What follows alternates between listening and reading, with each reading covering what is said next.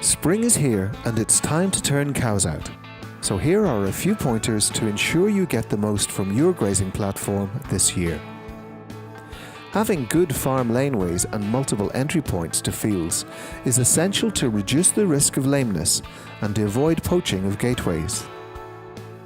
It is important to check your farm map to ensure the layout of fields and roadways best suits herd size and grazing patterns. One of the first tasks every year is to check all water troughs are working well and to clean out all green algae and other detritus to ensure clean, fresh water is available at all times. In warmer weather, high-producing cows can drink 5 litres of water for every litre of milk produced. Grazed grass is one of the most cost-effective feeds for dairy cows, so it is critical that cows are able to eat as much as they need each day. In order to achieve optimal intakes, you will need to measure the amount of grass available in the field and then allocate the correct area for the number of cows in the group. Using a rising plate meter is one of the most accurate methods of measuring. Walking across the field in a W pattern, taking regular measurements, will give an average of the kilograms of grass cover. Good grazing cover should be around 3,000 kilograms of dry matter per hectare. Less than this will mean cows will not have enough or will graze too close to the soil, and the grass will take longer to recover. While with covers in excess of 3,300 kilograms dry matter per hectare, cows will leave too much behind, allowing it to become too mature before next grazing. The easiest but least accurate method of estimating grass cover is to eyeball the field, but visual assessment should include close checking of sward height and density to get a true picture. The use of your Wellington boots will give a good assessment of sward height.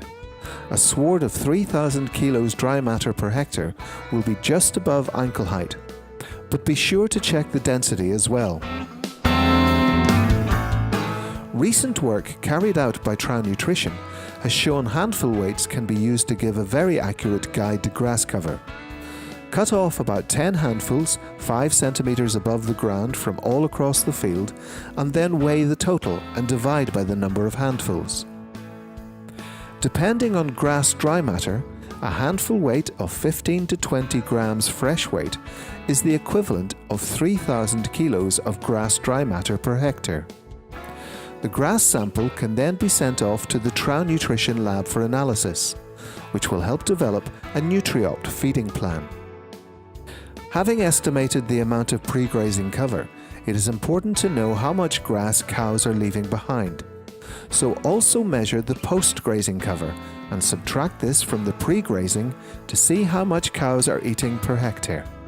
Cows grazing during the day only will eat between 8 and 10 kilos of dry matter, while those grazing 24/7 will eat between 14 and 16 kilos dry matter per day. To allocate the correct area for the group, multiply the number of cows by the likely intake and then divide this number by the amount of grass available per hectare. Pre-grazing cover minus post-grazing cover.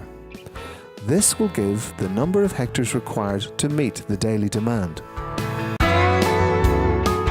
CAFRI have produced a very handy calculator which allows you to enter the pre- and post-grazing covers, number of cows and the basic conditions, and it will work out the grazing area required and the likely milk yield from that area.